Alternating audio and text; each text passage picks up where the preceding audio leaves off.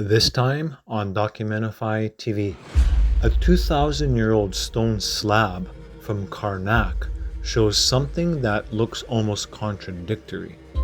Not an Egyptian king, not a native pharaoh, but a Roman emperor carved into an Egyptian religious scene. At first glance, it looks like a normal temple relief, gods, hieroglyphics, a royal figure, and a formal offering scene. But that royal figure is the part that matters here, because the man shown here is Tiberius, emperor of Rome. So why would a Roman ruler be shown in Egypt like a pharaoh? And what does that tell us about who really held power at Karnak? The slab was found during restoration work in the northwestern sector of the Karnak temple complex, near the enclosure wall connected with Ramesses III. The work was carried out by an Egyptian-French archaeological mission between 2022 and 2025. During that restoration, the team uncovered a sandstone stela about 60 by 40 by 10 centimeters, small enough to move, but historically not small at all. The stela dates to the reign of Tiberius, who ruled from AD 14 to AD 37. And that is where the story starts to shift here, because by that time, Egypt was no longer ruled by native pharaohs. It had been absorbed into the Roman Empire. Rome controlled the province. Rome controlled the taxation. Rome controlled the political system. But inside Egyptian temples, power had to be translated into a language the temple world understood.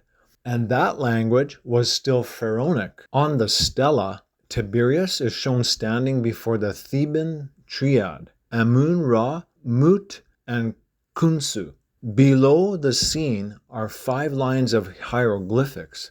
Those lines record restoration work on the enclosure wall of the Temple of Amun-Ra. So this was not just decorative art. It was tied to a real building project, a repair, a statement, a way of saying that order was being maintained. And that is the key. The image does not mean Tiberius personally came to Karnak and acted like an Egyptian king. That would be too much to claim.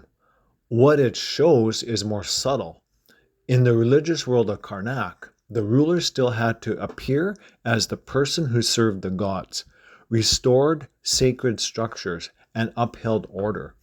Even if that ruler was Roman, even if he ruled from far away, and even if his real power came from an empire based across the Mediterranean. That makes this little slab important.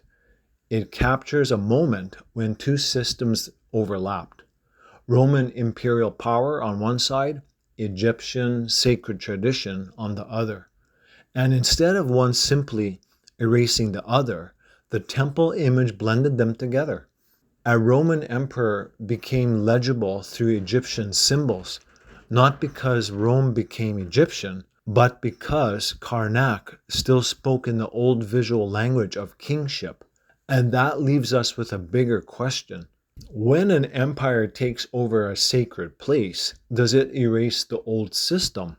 Or does the old system force the empire to wear its symbols?